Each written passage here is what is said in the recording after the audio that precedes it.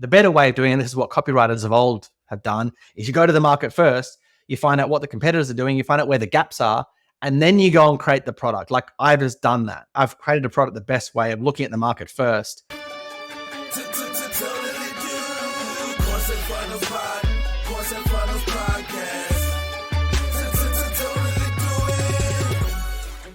Yo, what's up, guys? Welcome back to the podcast. I'm here today with Luke Charlton, who's an expert copywriter, marketer, Facebook ads person, someone who's going to get you product sales for your course or your coaching program. It's a ton of experience and knowledge that I know you're going to drop, Luke. So welcome to the podcast, man. No pressure. Pleasure to be here, Lucas. Yeah. No pressure. So I guess I'm really excited to go deep into like everything ads, everything copy, everything lead and client gen. But first, maybe give us a little bit, of a highlight reel, of your story. Tell us, what you've been doing the last few years, what you're doing right now, and how ads and marketing, all that. Yeah, so I been in business 10 years in August of this year, so a couple of months ago. Congrats. Cheers. Yeah, it's been a journey, I'll tell you that. So I quit my full-time job here 10 years ago and moved to London. I'm back in Australia now, but the first few years I was basically earning like $1,000 a month, if that. Probably I was struggling a lot.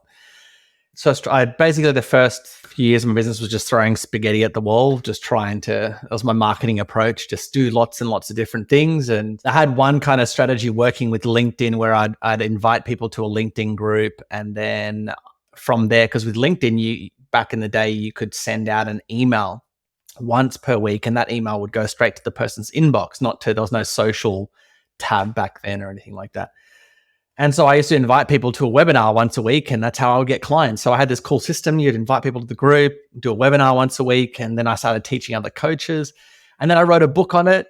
And literally the day before I was meant to release the book on Amazon, LinkedIn changed their platform, so you could no longer send that email anymore. And so I kind of I finally got something working. Like literally overnight, it was like gone. And that whole time I'd spent focused on organic, like free strategies. And that really frustrated me because usually an organic strategy it's a long burn generally. Like it takes a long time to get.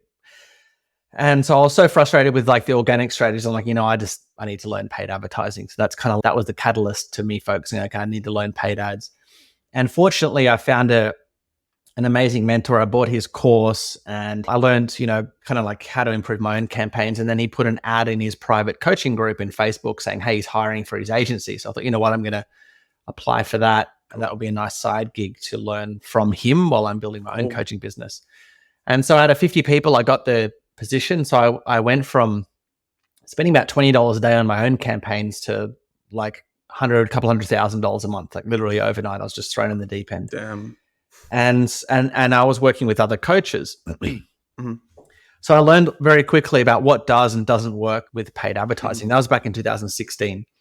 Who is the, are you allowed to tell us who the... Yeah, his name's Jason Hornung. So I still speak to Jason. Actually, I helped him with his campaigns the other day, which is pretty cool. Full circle. Yeah. So Jason, I learned so much from him and running ads on his clients. And he had some amazing clients like Bob Proctor and Neil Patel. And I ended up writing copy for them. That's how I ended up writing copy for them. So, and then after a couple of years of working with Jason, I ran my own agency. So I still do that to this day, although at a limited capacity, because I have a few clients there still. And then I have another coaching business in Australia where it helps women with their finances. So I've got a whole sales team on that and setters, and there's about 15 people on that coaching business. So yeah, that's going amazing. It's growing incredibly quickly, which is really great. So that's kind of like what I'm doing now. I've got a couple of clients here that I help with their own ads, still running their ads. I don't do any coaching anymore. My whole thing was coaching coaches. So I just give it all away for free now. I just do interviews like this, or I have my own podcast where I just give everything away because I'm not really coaching anymore. So I've just had that business and my agency that I run a few ads for. So that's basically a quick overview of. No, I love it. Cool. And this coaching, the kind of info products, what's the model? Yeah, so it's mainly coaching. I mean, we have a program that the women go through. So basically It's called Wow Women, and it helps women to build their nest egg for their financial future. So it's myself and I'm not the face of the company, which is great. I can kind of just be in behind the scenes training the sales team. And my business partner, Tracy, she's the face of the company. So the program is based on her strategies that she's used over the last 30 years to help women to create a nest egg for their retirement, basically. So it's a coaching program, and it just trains the women in her systems, and they implement those. So good. So yeah, I'm really keen to spend, the next kind of hour or however long you have really going deep on ads and strategy specifically for, higher ticket products, right? You're doing coaching, the kind of what we do and the podcast is courses and funnels, but there's like a spectrum of an automated course and done for you. Right. Coaching and things in the middle. So tell me a little bit about kind of like right now, what you're seeing working and what you're doing in terms of funnels for these higher ticket offers, right? You said you're running paid ads. You're saying you have closes. So let's kind of go straight in. It's funny that I often get questions like what do you see working now? I've never been the what's working now guy. And here's what I mean by that. I'm not really a paid ads guy. I'm more of a copywriter, and I just apply that to paid advertising. Now, if you know about copywriting, copywriting is based on human psychology, and human psychology is, it's never changing really. Like, people have certain desires and certain pain points, and the things that make people buy that's a stable, consistent thing. So when I'm creating like campaigns that convert, that's what I focus on, the things that don't change. They're kind of like things that people have heard of before that are kind of boring, but it's what works. Versus I'm not the guy that's like, okay, what's the latest hack, or what's the latest exactly right. Yeah, the texting system or whatever it is. I don't focus my time. It's like literally 0% on that. Where I focus on is like the most important part, which is the messaging. Like, what does my market want, and how do I craft a message that? And I know if I do that, it doesn't really matter what funnel I use. So it could be a book funnel, could be a webinar funnel, it could be whatever type of funnel, because it's the message that converts. And I think that's what people think makes, and this is such a hard thing for people to wrap their heads around. Yeah, it's not the bright, shiny stuff that makes your ads convert. It's the boring fundamental stuff. So it's knowing your market better than they know themselves, crafting an amazing offer that they would love to say yes to. Okay, so with that being said, let's talk about the question that you asked. So I use a couple of really simple funnels, again, because it's not about really the funnel, it's about the messaging. So how my business partner and I became business partners is that she came to me and she wanted me to set up a funnel for her. So I said, okay, this is about 12 months ago. And the funnel that we set up, it's very simple. It's a straight to appointment funnel. So what that means is there's not really a VSL. We literally pitch her program in the ad. Okay. And actually I can, I'll bring it up here because we're still running. Man, let's do it. Get it up. Nice. Yeah, so we're still running this ad to this day. Okay, and that's the great thing with a message is once you have a message that converts, you want to run that as long as possible, whether it's on an ad like a paid advertising campaign or an organic. Like you want to use it as much as possible until it dies out. Okay, so I'll read off the ad here. Still going strong 12 months later, and because we're such a big market, we literally help all women to create that nest egg for their retirement. But generally the message attracts women between 40 and 55, around there. Cool. It's very broad. Anyway, so here's the ad. So it's basically starts by saying wait a second, do you want to share your screen, Luke? Sure. Yeah. Just a second, let me see if I can. All right, share here, share screen. See if I can go entire screen. All right, here we go. Okay, can you see my screen there? I can now. Yeah. Okay. Nice. So it starts here by saying a message to divorced and single women, and I have variations where we don't say to divorced and single women, but that's generally who we attract. So a message to divorced and single women: would you like me to bring you would you like me to build you a retirement plan that brings in a secure income, one that you can rely on no matter how long you live or how high inflation is? If so, keep reading. Hey, my name's Tracy, Australia's #1 financial advisor for women, as seen in the Financial Review, 9 News, and other major media outlets. And I help women, often single and divorced, who find themselves having to manage their finances for the first time. They often have no clear retirement plan. They don't have much of an idea of how they're going to survive, let alone thrive once they quit their job. They're confused about what the best investment strategies are for their situation. And they're almost always crippled by the fear of making the wrong financial decision and ending up on Centrelink for the last 20 or so years of their life. Now, for those that don't know, Centrelink is kind of like welfare. Unfortunately, it happens all the time to perfectly capable, smart women. This is when they come to see me. As mentioned, I help women become financially successful in their own right. No man needed. Specifically, I have a program where you work directly with me so that you have a secure cash flow during retirement, have a personalized investment strategy that works for your situation, have proven frameworks so you feel 100% confident that every financial decision you make will get you to where you want to go, and maybe most of all, a program that will give you a retirement where you can travel regularly, spend time with your grandkids whenever you want, shop pretty much any store without guilt, and most of all, never worry about money again. But to get all that, it starts with you taking action right now. So if creating a stable, secure financial future is something you need help with, the next steps are very simple. Click this post, complete the questionnaire, and then from there, we'll send you some more information about the program. So basically, they fill out an application to get more information. And then if they qualify at the application stage, we redirect them to the calendar and they book in a call. So the point is, though, that's a strategy where we pitch the program in the ad. Now, to be able to do that effectively for a coaching program requires some copywriting skill. I wouldn't recommend. You need to have really good credibility, like Tracy. She's Australia's #1 financial advisor for women. So you need to be like you have quite good credibility. So a real serious expert, and you need to have an offer that is a bit unique and different. So even though we're in a very broad market, there's not really many people helping women specifically. So we're very lucky. You don't usually find that in a B2C broad market. Usually there's tons of competition. So we're very lucky in that regard. And I think that's one of the reasons why the business is taking off so quickly. Definitely. There's not many other competitors. But generally there are competitors in most coaching markets now, because coaching is so big now, that if you're going to pitch your program in the ad, you want to have something unique and different. And that could be a unique guarantee. It could be a unique result that you're promising, a unique benefit, a unique system. But the system, again, this is where it requires quite a lot of skill. You have to be able to communicate that system in a very clear, quick, succinct way. That's where copywriting comes in. It's a hard thing to do. So I don't recommend that funnel, okay? Unless you're working with someone that's quite skilled, such as myself, or someone's got experience in paid advertising. But what I do recommend, and we also are running this funnel with this business, which I love this funnel. This is probably my favorite. If you're looking for high-paying clients, the one that I love the most is just a simple VSL funnel. So all it is you create a really simple VSL. So it could be generally it's about 5 to 10 minutes.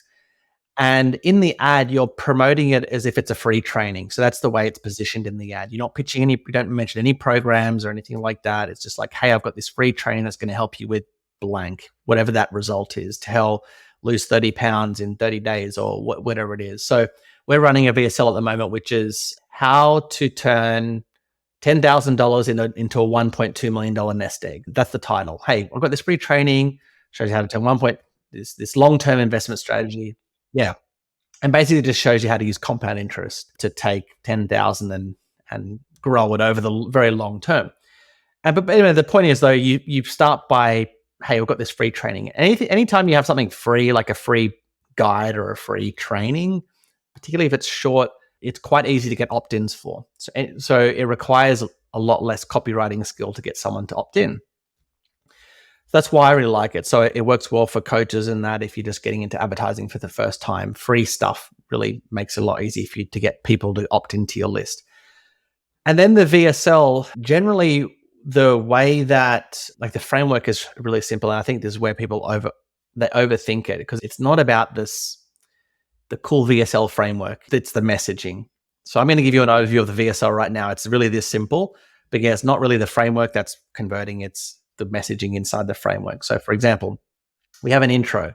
Hey, in this VSL, you're going to learn how to turn $10,000 into a $1.2 million nest egg. So I'm just repeating what they've already opted in for.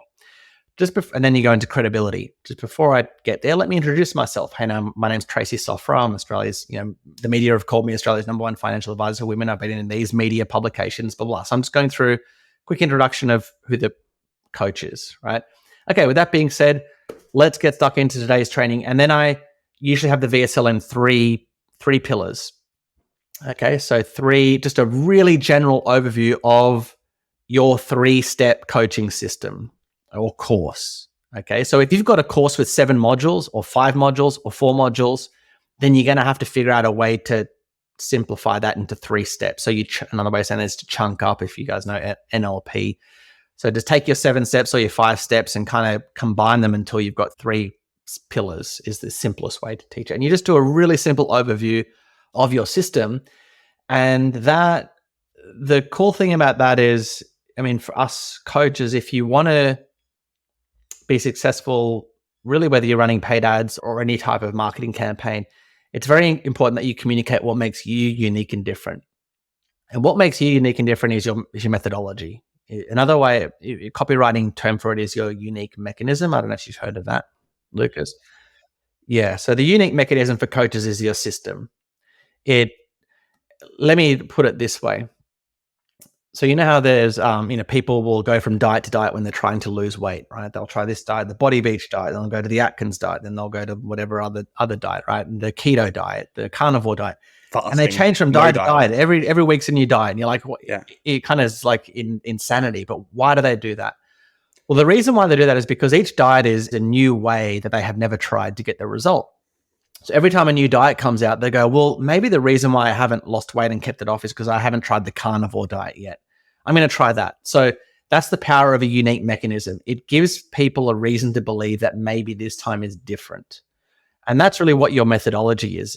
Most of us coaches, we're in markets where we've got lots of competitors and they've tried, people have tried to lose weight or fix their relationship, whatever it is. So why would they try your system? Well, because for the simple fact they've never tried it. It's a new reason to believe that maybe this time is different. So anyway, the VSL is a really good opportunity for you to show what makes your methodology different and unique. That's also why I like it. So you just do a high level overview of that. And then at the end, you present your offer, which is an offer to book an appointment with you.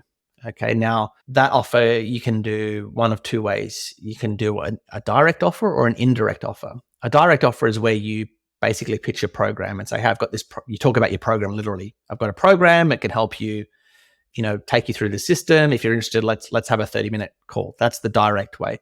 Indirect is where you don't really talk about your program. You offer a free strategy. And that's probably what I would recommend for most coaches. So you offer more value, basically. So, hey, let's jump on a call and I will customize this system that I just taught you to you, right? So we'll create a free, strategy session, free blueprint, free game plan, free relationship game plan.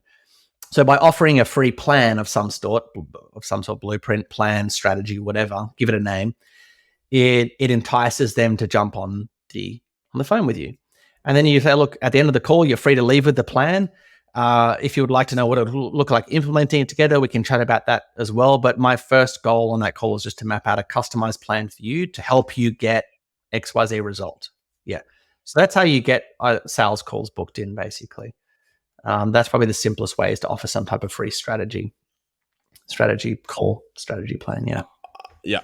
I love it. There's a lot there. I'm really keen to dive into kind of the marketing and the big idea stuff, because I feel like this doesn't get spoken about a lot, because it takes, I'm like similar to you, probably not as experienced, but been doing copy for like years, right? Like all the old school stuff, Ogilvy, testing everything on ads, Agora, all that kind of stuff.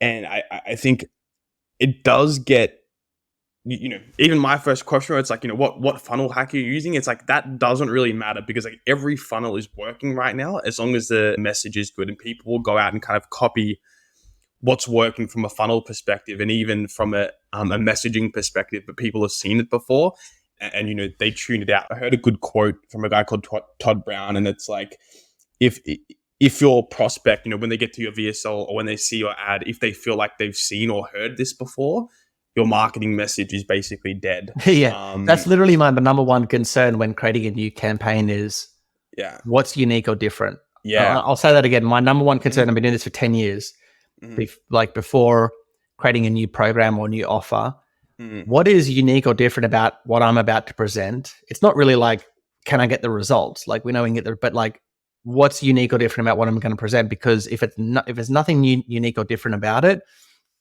the market won't respond to it. It'll just look the same. It's coaching has become, there's really not many niches or niches anymore because there's so many coaches out there. So it's great if you are in a niche, because then, you don't have much competition. You can have a kind of an average message, but most coaches aren't. So they need to come to the table with something unique and different. Same with course creators, if you're a course creator. So that's my number one concern is, like, if I was going to get back into helping coaches, like if I was going to run like if I wanted to attract coaches to me with paid advertising, I would have to seriously think about, okay, what am I going to bring to the table that's unique and different that no one else is doing? And that's a really hard question to answer, because, coming up with something unique and different is not an easy. Well, it's not a hard thing to do in terms of mapping out your system. The hard thing is communicating in a really quick and succinct way, which is the copywriting side of things. But anyway, that is my number one concern. And also in one idea as well, like this is something we do as well. If people come to us with like systems or outlines or experience where it's like, this is my 6-step plan to start a freaking, whatever Airbnb business, right? It's like there's all, almost like throughout the entire process, there's all these, unique mechanisms, right? So it's like the way person X finds real estate and the way that he sells it and the way that he uploads it or hires people is all kind of different. I wouldn't say struggling, but like I'm thinking a lot about this right now is like, where do you pick the kind of big idea in that process? Do you, take the whole system and be like, this is my unique system because, I find Airbnbs differently or I get the host differently and trying to figure out, because you are kind of taking a great bet, right? That's with what you asked there is a very it's what clients pay me a lot of money to answer, basically that question. Mm. So with a copywriter, all copywriting really is hard. Well, not all. 50% is research, right? So that's probably more actually. Let's say 60-70% is research. So it's understanding the product. So really, really well, inside and out. So actually, let's start with the market. Understanding the market, that includes the prospect who we're selling to and includes all the competitors, including what are they selling? How does their systems or programs work? What's great about their systems? Where are their systems lacking? And then looking at kind of reviews that they've got, whether that's on Amazon, if they're book reviews or reviews on their website or whatever, and looking at, okay, here's what the clients are saying that they love about the program, and here's what the clients are saying, oh, I wish it had this, or this is what's missing, right? So getting a really good overview of the market, the positives and negatives of each system. And then I go over, okay, let's look at my client system or for the coach listing. Let's look at this system, right, that we want to sell. What's great about this? What are the benefits? What is unique? Okay, in module 2, it's got this, as you said, this cool thing about the way that we sell an Airbnb or promote it or upload it or whatever it is. Look at everything that's unique and different. Okay, so now we know here's what the market wants. Here's where the other competitors are lacking. So now I can see there are kind of gaps in the market where I can position this program or this product. Okay. Now here's the thing. If I look at this product and go, well, there's a gap here where people really want to invest in real estate. For example, my market that we're selling to these women, in Australia, as you know, like we're indoctrinated to believe the only way to get wealthy is through real estate, basically. Like the real estate market in Australia is just crazy. But the problem is a lot of these women don't have deposits. You need to deposit $100,000, $200,000 to get a property. So that's a problem, right? So it's great if you've got a deposit, well, you can invest in property. But what happens for those women that don't have a deposit? They want to get into real estate. So that's kind of like a gap in the market. Like if we could solve that problem, like if I could solve that problem, we'd have a very desirable offer. So I'm trying to think at the moment of different back-end offers that could solve that problem, helping women, because so many of, I would say 60 to 70% of the women we speak to, they want to get into real estate. They just don't have that deposit. So I'm thinking, well, what if we had a program where it's kind of like, I don't know if you heard of a real estate investment trust. A trust is where like a group of people can go in. So you kind of pool your money together, right? So what if we created a real estate investment trust where the minimum investment is, let's say $50K. We get 20 people in on that, right? That's $1 million there. And we can go and invest in a property and then everyone, lives up the return. So instead of needing $200,000, you don't need $50K, and plus you don't even have to manage the property because you don't even have to do the work. Someone else can do it for you. Yeah, exactly right. So that's a way where I've just explained how you actually create a product, right? And this is we as course creators and coaches, we do it a bit backwards. We create a system, and then we go, okay, how do we fit this system into the market? Well, the better way of doing it, and this is what copywriters of old have done, is you go to the market first, you find out what the competitors are doing, you find out where the gaps are, and then you go and create the product. Like I've just done that. I've created a product the best way of looking at the market first, right? So anyway, the point is, if you already have a program or a system, you have to find out how that fits in with those gaps. Okay, so you need to research the market. Now, if it doesn't fit in with those gaps, then you have to sometimes massage it. You have to put in an extra module. You have to teach certain things that maybe you weren't teaching before. Yeah, so you have to tweak it and improve it. Yeah, so the answers are always in the market. If you want to know the best way to sell a product, the answers are always in the market. It's nothing to do with your product. That's comes second. I'm just going to bounce around, man, because you know so much stuff. I just want to kind of ask you everything. Sure. So there's kind of different levels, like as you know, of like a market sophistication, right? So we can take the example of, you know, the business that you're running right now is kind of, you know, women over the age of 30 wanting financial security and freedom. In terms of other offers that they've seen that, you know, we need to differentiate from, there's like real estate, right? Yep. Investing, there's starting a business, there's maybe apps that help them save, there's maybe banks kind of, you know, with different percentages. One thing I've been thinking a lot about is like different levels of the market have been exposed to different offers in the past, right? Yep. How do you how do you think about how do you discover which other offers and which other competitors' offers have people been exposed to or seen before without kind of missing the mark? And what I mean by that is, like, I'm going kind of deep here, but for example, in the VSL of financial security, I'm sure some of these women have been offered business models before, start an e-commerce brand, start drop shipping, right? Are we also going to differentiate from them, or are we going to differentiate from other financial management systems, right? If the end goal is, and I'll give you a specific example, right? We have a BizOp like VSL that we're writing right now, and we're trying to differentiate it from other BizOps, right? But then as I'm writing it, but if it's so broad, people have also been exposed to, you know, real estate or keeping it in the bank or, you know, just saving it or kind of, you know, getting a job. So it's like, I guess I need to differentiate across other business models and doing nothing, but these are kind of different markets. That's like a really long-winded question, but do you get what I'm saying? Like I know what you're saying. So first off, you have to understand who you're selling to. So our market is B2C, business to consumer. So we're not selling like business products to other businesses. So first of all, is to know your market. So we help women, and now our market is generally they're unaware. So it's a bit different to your market. So your market is more aware. So let's just start with the different levels of awareness. Okay, so you've got a market that's totally unaware of their, you know, of the problem or any solutions out there. They're just kind of like, you know, walking around. Then you've got the then you have the problem aware market, I believe is the next level down. It means that they're aware that they have a problem. So problem could be, oh crap, I don't have any plan to, you know, for my retirement. I've got like, I realize I've only got 100. This is kind of like where our market is. They're just becoming aware that, oh wow, I've got $150,000 in my superannuation, like 401k fund, and that's it. I've only got 20 years left to live, you know, to work. I need to get something sorted out right now. So they're problem aware. And then the next level down is solution aware. They're not aware of any solutions yet. They're just becoming aware of that they have a problem. Okay. So that's our market, is kind of like problem aware. They're just becoming aware of that. They don't know about other solutions. So we're fortunate in that regard, is in that they haven't spoken to many other people. Like they're kind of aware that there are financial planners, right? They're aware of financial planners, but that's really the only main solution. They're kind of aware that, okay, there's probably some real estate experts out there that can help with this, but they aren't aware of specific solutions, right? As in specifically, oh, there's this financial advisor over here, or this one I could go to. There's this real estate expert. That is someone who is been in the market a while and they've kind of done their research, right? And they look at the different competitors and look at all the different options out there.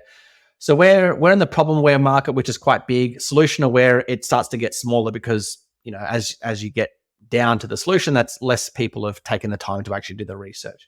So your market is probably in the solution aware, where they understand, oh, I could create an e-commerce store. I could create, I could do this type of Airbnb BizOp. I could buy like a laundromat and do this. So they're kind of aware of different options out there to help them get their goal, which is yours, is just making extra money, it sounds like, if it's a biz op.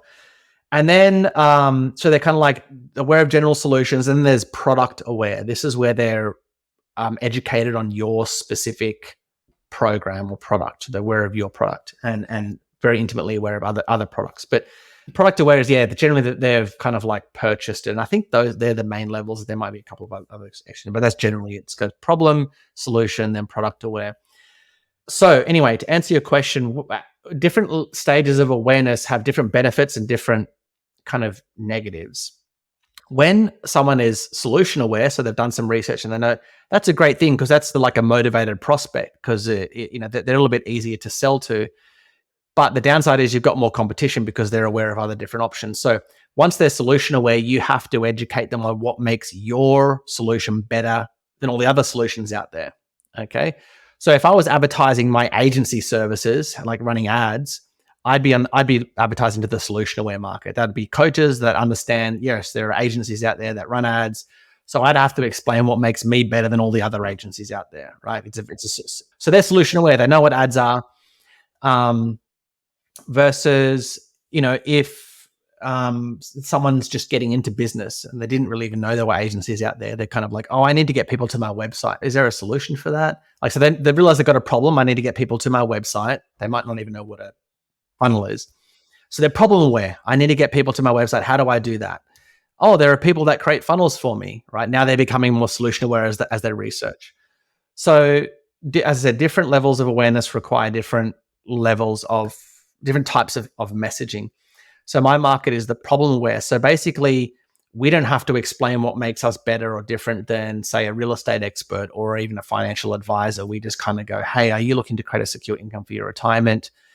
We help with that. And that's where in B2C, it's more of an emotional sale versus like a numbers sale in business, where you can like, hey, this is going to get you this amount of extra revenue if you hire us. Well, yeah. I even saw that in your ad as well. It's like I'm sure people listening to it heard it, but it's like there's so much emotion in there, like kind of like problems, solution, benefits, and I think you only mentioned the product in one line, which is yes. That's it.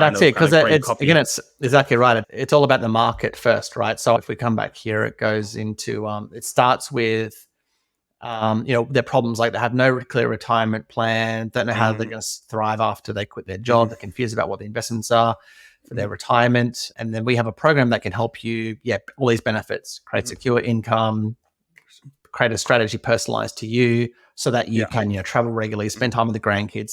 They're the real benefits. Like, yes, they get secure income or whatever. What does that enable them to do? Well, that's I knew that my market, they wants to travel, they want to spend time with grandkids and all that stuff. Yeah, such a good ad, and obviously because it's been running for 12 months. I don't know if you're allowed to share, but how much roughly would you say that ad has spent over the last 12 months? It's a lot. We're spending about $3,000 a day at the moment. Wow.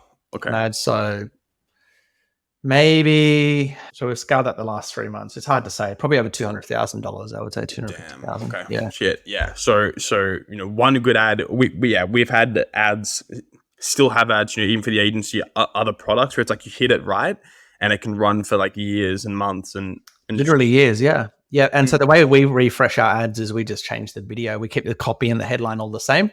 Cool.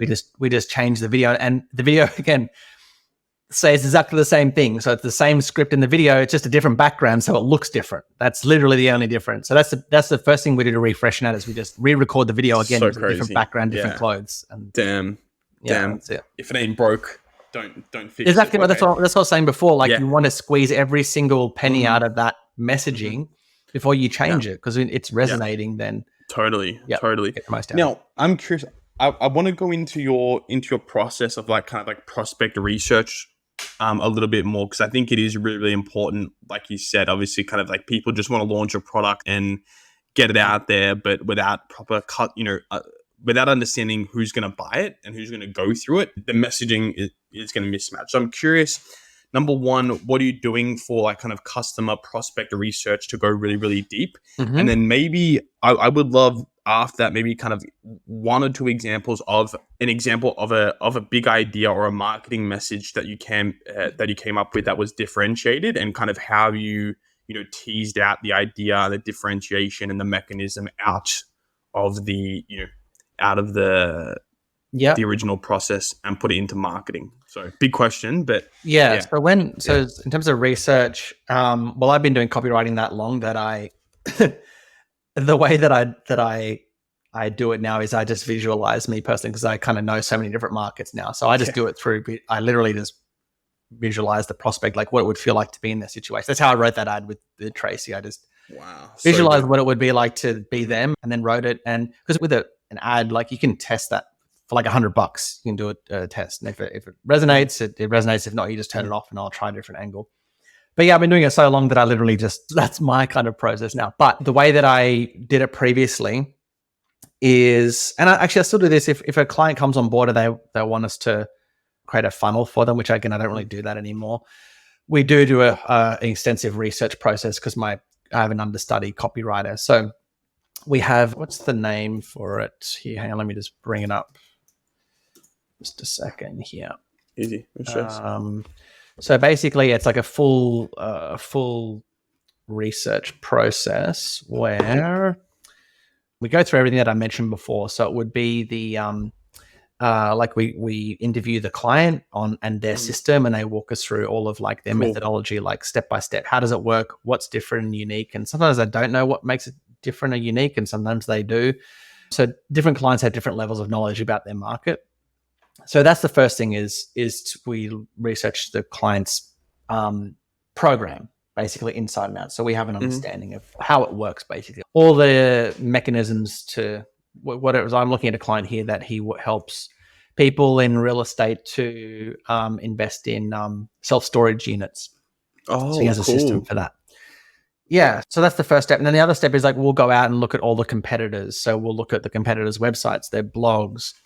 If they have any books, we'll look at the Amazon reviews, right? Reviews on Amazon for the book reviews, they're an amazing place for research. It'll tell you, people will tell you, I love the book because of X, Y, and Z. It really helped me with LMNOP, and this was great, but I didn't like this part of the book because it didn't help me with this. And so you get a lot of research on your competitors and on the market just from reviews on the website, on Trustpilot, on Amazon.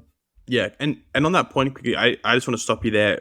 When you say research the competitors, how specifically like you're actually doing this? You're just Googling or using ad spy tools? No, literally just elbow grease, Googling, just like doing like that. Cool. I don't do like have my team does this for me, but yes, that's it's just elbow grease. It's just it's the tedious. This is the stuff that by the way, it feels tedious, but this is literally where you make the money is don't go through all of this. Now, the cool thing is if you go to the Facebook ads library, you just Google Facebook ads library, you can look up your competitors' ads, which is pretty amazing. So you can look at like what ads they've been running for, if you notice that they've been running a particular ad for a long time, well, that's a sign that it's working, because they wouldn't be spending money on an ad that's not working, right? So note down how, the competitors' ads, come back later and look at which ones that run the longest. You can click on the ad and you can go down their funnel and look at the messaging in the funnel. What benefits are they talking about? How are they talking about their system, about what makes their system unique and different? And then you can go to the next competitor and do the same thing. So we usually do that for kind of like 3 main competitors. And then we look at also the client, if the client has any previous campaigns that were winning or losing, or want to know past winning messages is a good place to start. But if you don't have that, your competitors is the best place to go from that. That's really it. It's just like knowing your own program inside and out, knowing your competitors and what they're doing. And then from there, you can start to develop a message on, around your own product. Now, one of the things that I will say is that you want to jump on the phone with your prospects. Now, generally, most coaches I speak to, they're already doing that in their sales calls. So they get a lot of feedback. But if you're selling a course, I highly recommend that you speak and get on the phone with one of your, with multiple of your customers, clients, and interview them. Hey, before we met, like, what was your biggest fears, frustrations? What did you really want from this product? What did you love about this product? What did you not like so much? Where do you think we could have improved? What have you tried in the past? Where do you think they did well? And where do you think they could have improved? This is literally copywriting, is just knowing the market better than they know themselves, knowing your competitors, getting the lay of the land. And then once you get the lay of the land and you know it inside and out. Now you can position your program in a way where you know that it's unique and different because you know the market. That's love it. That's it's huge. really just, it's not like it's just elbow grease. It's Okay. it's just hard work. Yeah. Basically, it's Yeah. nothing I was magical. hoping you had Nothing some magical special about it. tool, but yeah, still got it. Okay.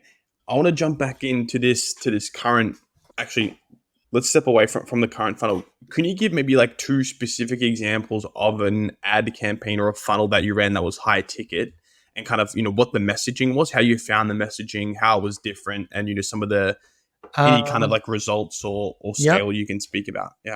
Yeah. So I had a client where I'm running her ad still, and she came to me and she's like, she wanted more appointments in her calendar. She's already a very established business doing 150K a month or so. And basically she helps e-commerce stores. She does like business in a box e-commerce store. So it's kind of like B2C, similar to us, where she'll work with people that have never run an e-commerce store, and she'll build it for them and research their product and help them get it all set up and running and converting.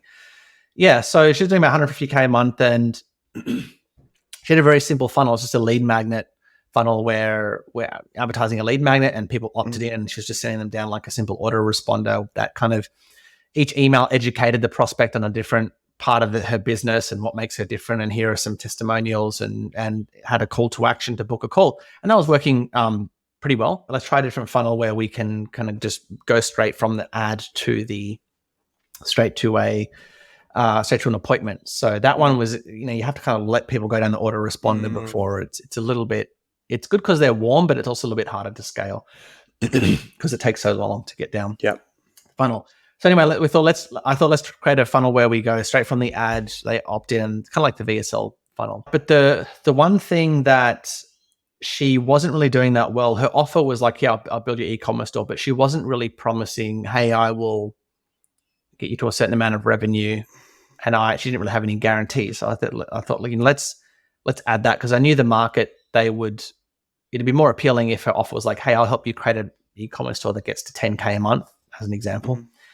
And if there was a guarantee like, hey, if I don't get you there, we'll give you a refund. I think that's the first thing we went with that offer. So I literally wrote up an ad that was similar to the one that I read, like as in pitching her program in the ad, with that offer saying, hey, we'll build an e-commerce store, get you to 10K a month. And if we don't, I'll give you a refund. Within 90 days that was the offer. She basically got inundated with clients. She went from like 150K to I think 600K in that first month. And we actually had to turn off the ads, and we modified the guarantee to not do a refund, but just we'll work with you until, basically. It just stressed her out too much, the refund guarantee. But the point is, it is scary. There are a lot of variables. Yeah. Well, if you have a refund guarantee like that, you just have to have very clear, when they sign up, you want to have all the stipulations and stuff that the person has to show up and do the work and all that stuff. So it's not just anyone gets a refund. I've put in the work first. So all the coaches listening, make sure if you've got a refund guarantee, the person has to show up to your coaching calls. They need to have done the homework, right? And that eliminates like 95% of the refunds right there. Anyway, the point is it inundated our business with a lot of new clients.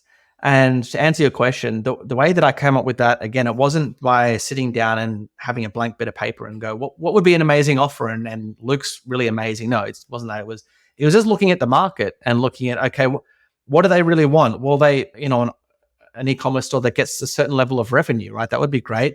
And they want to know that if they invest with this company, how are they going to be, have their risk mitigated, basically, how they're going to be protected, that if the 10K a month doesn't come, like, what then? Do I get a refund or whatever? So that's a simple example of putting together an offer. But I just went to the market and looked at what they wanted, and then I created the offer based on that. And that's really what I always do. I just go to the market, look at that's what I did with Tracy's ad that I read off before. Like all of that copy, I didn't magically, think that up. That was what the market was telling me that they wanted. Like I knew that they wanted to travel in retirement. I knew that they wanted to be able to spend time with their grandkids. I knew that they wanted to be able to buy things without feeling guilty and always looking at their credit card statements or whatever it is, right? So all good copywriting is, and all good messaging is reflecting back what the market is telling you. That's all we do as copywriters. That's why I'm saying like it's 70% research and 30% is putting it in a structure where you just reflect that back to them. So I'm just using the words that they've told me. I'm not any amazing writer. Manipulating them in a way that's like engaging and entertaining. It makes sense. Yeah, that's where the copywriting frameworks are really helpful, because you can like here's your headline, here's the intro, but you fill that in, you fill all those frameworks in with your research, like data. Yeah. And have you? Sorry to go back into tools, but are you doing any stuff with the AI at the moment? Like you're using kind of ChatGPT for research or Bard or anything like that? No.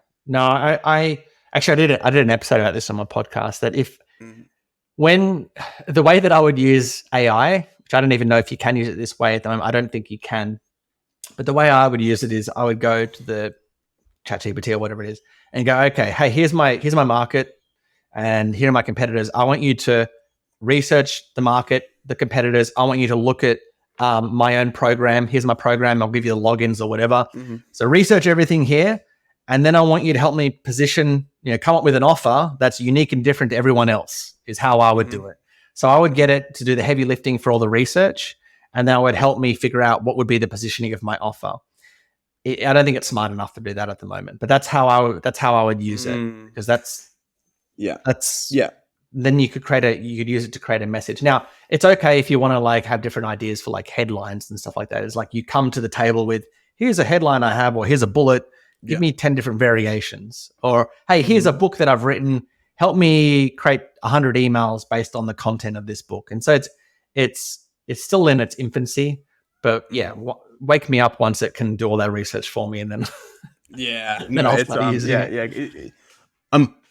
I'm doing something similar in the initial phase of that big idea thing, where it's like, okay, competitors, he's kind of like the customer niche, here's the product, and I even kind of upload, either the course outline or the actual kind of in detailed process. And you can do some things where it's like, hey, ChatGPT or Bard, give me like 8 big idea elevator pitches in the following format, where it's like, the reason you're suffering from problem is root cause. My unique system is different because here are the benefits. And it kind of can, obviously it needs some elaboration, but it's not, I feel like, I don't know about you, but with copy and anything kind of media related, a lot of the times it's the imperfect, weird stuff that grabs your attention and keeps you, which is human. You know what I mean? Like, a lot of times, kind of like, you can see ChatGPT copy, and it is very boring. Yeah, it's good for like, hey, exactly how you described it. It's good for like brainstorming, just to like, I didn't think about that kind of wording it that way, but you do need to give it a lot before it helps you with that. So it's good, definitely good for brainstorming. Totally. But it still has a long way to go, I think, to replace a copywriter. One last thing I would love to ask you around is kind of launching ads and also optimizing them, right? So if someone has a high ticket funnel, let's say it's like a VSL to, a call booking, right? Or an application.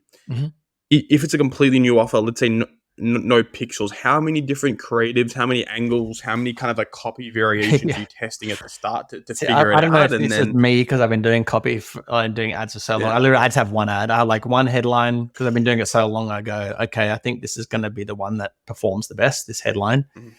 And usually it's the most direct. When I say direct, the most simple, headline.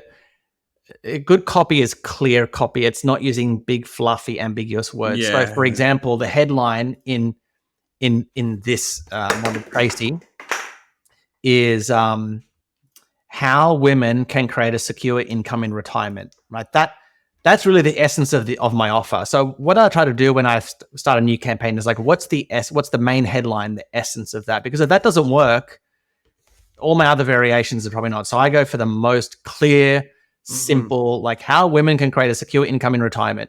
Because if that doesn't work, if I don't want that headline, then all my other your whole thing's variation, all my other angles. Because at the end of the day, I'm still, the whole point of different angles and hooks are so you can kind of create variations to get people down into the same funnel, right? You can, you can speak to a different segment of the market, but at the end of the day, I'm still leading to I'm still leading them to that one offer, which is how to create a secure income for your retirement. So that's where I always start with the new campaign is like, what's my main clearest offer?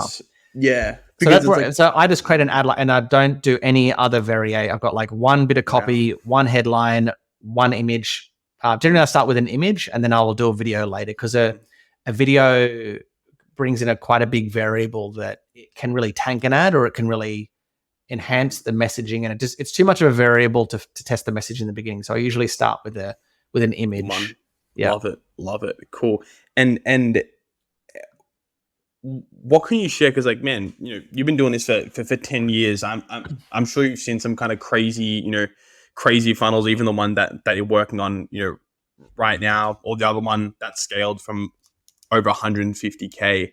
Kind of how many different products have you worked on? What would you say has been some of the crazy stories, or some of the biggest scales and the first, so as I said, when I first got started, I've worked on I've run ads to basically any funnel that you can think of when it comes to paid ads. I like the ones that sell high ticket programs, because they are the easiest to make work, funnily enough, in terms of, let's say, make profitable is probably a better way of saying that. So the first campaign I was thrown on was a webinar campaign with a lady named Grace Lever, which you may know who she is, but she's an Australian coach. She was quite big a few years ago, but she's not really coaching anymore. Anyway, it was her webinar campaign. It wasn't really converting. This is through Jason, and it wasn't really converting. So I reviewed a webinar for her, and we made some tweaks, and we were spending not much, I think maybe $500 a day or somewhere around there. And after we made the adjustments to the webinar, we scaled that. I think we ran it for about 18 months, 2 years, at an average of about $10,000 a day on ads. We're spending quite a lot of money.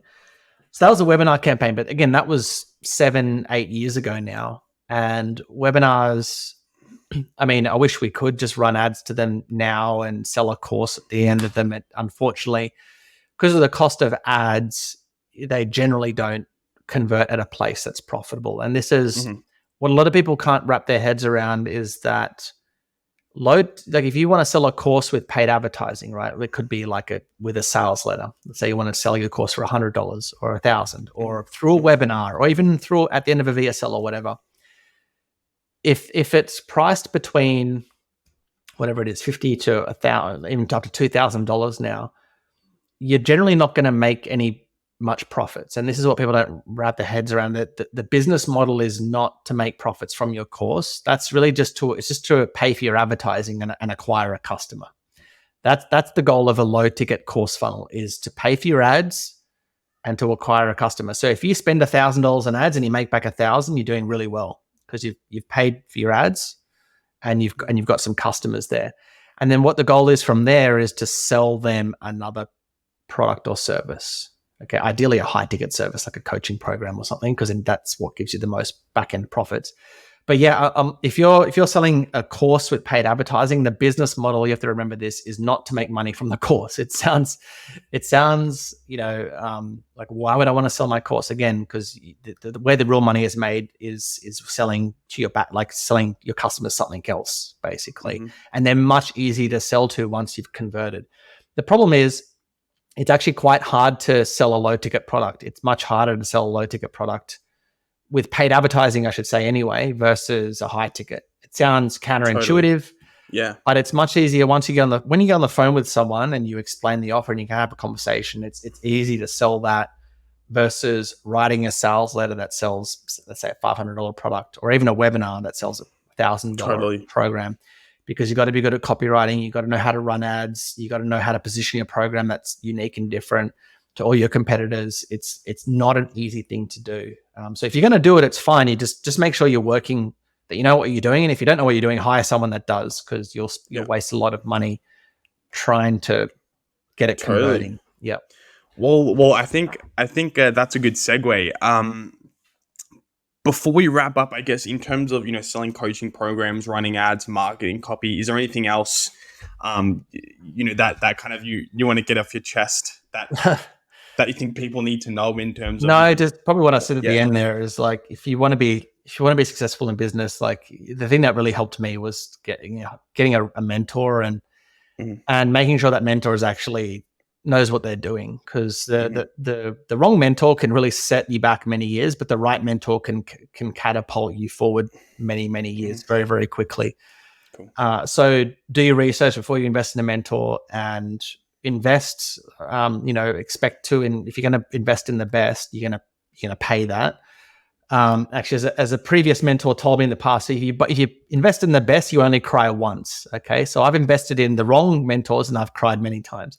But if you invest in the best, you only cry once, meaning I like that. you cry once because it's expensive, but then you get the results. Yeah. Cool. So if someone wants to work with the best, aka Luke Charlton, where do they go? How do they reach you? As I said, I'm not really like, if you're already running ads, we can have a chat. I can help you with your ad campaigns if they're already going. But if you're like a coach or course creator that's just getting started, then I have a podcast where I give everything away for free, because I'm not really coaching clients anymore. So just go to if you go to my website, lukecharlton.com, you'll find it there. It's called the 15-minute Client is the podcast, but yeah, it's probably the best place to go, lukecharlton.com. Love it. All right. Well, check out Luke's podcast. Luke, really appreciate you coming on, man. This was awesome to be able to, chat copy, chat marketing. I don't know where the hour went, man. I'm like, what the hell? I know, we're running an hour. I feel like we've been speaking for 10 minutes. I was lost in a trance with the copy stuff, man. So that's really appreciate you coming on, man. This was a ton of value. I learned a ton. Facebook ads are sick. Funnels are awesome. I know the audience is going to get a ton of value from it. Good to hear. Awesome. Cool. All right, guys. So check out Luke's podcast. Check out his website. Thanks so much for watching. Go launch some ads. And that's the pod. Thanks.